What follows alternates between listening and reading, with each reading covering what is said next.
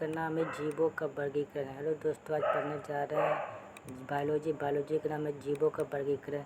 जीवों की विविधता। जीवों की विविधता का अर्थ है कि किसी विशेष क्षेत्र में मौजूद जीवों की विविधता के बारे में पढ़ेंगे।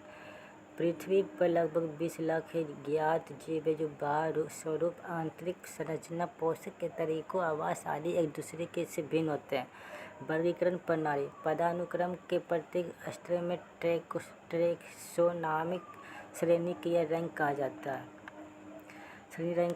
है। वर्गीकी का पिता होता है कैरोलिनियस ने। वर्गीकी का पिता किसे कहा जाता है? वर्गीकी का पिता कैरोलिनियस को कहा जाता है। कैरोलिनियस का पुस्तक सिस्टम ऑफ नेचर में संपूर्ण जीव धारियों को दो जगत में सन 1735 में विभाजित किया गया था। पादप जगत और जंतु जगत। एक पादप जगत और जंतु जगत में विभाजित किया गया था।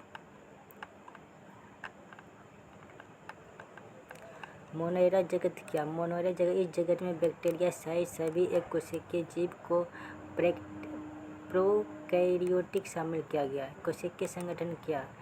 प्रोकैरियोटिक होता है। कायिक संगठन क्या? एक कोशिकीय होता है। कोशिका भित्ति क्या है?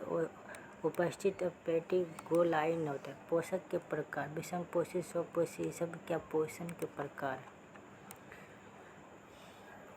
पौष्टिकता जगत में इसी जगत में जीव एक दूसरे को इतने भिन्न हो जाते हैं कि कभी कभी इसे कबाड़ पेटी भी कहा जाता है। कोशिका संगठन यूकेरियोटिक होता है।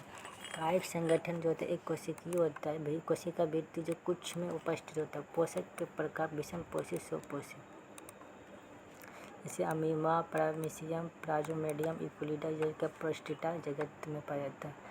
कवक जगत। पौधे के विपरीत कवक में क्लोरोफिल नहीं होता, इसलिए वे अपना भोजन स्वयं बनाते हैं। उसे कवक जल्दी से बनाने में सक्षम नहीं होते। कोशिका संगठन होता है यूकेरियोटिक, एक बहुकोशिकीय।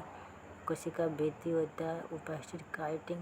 पोषण के प्रकार होता है विषमपोषी।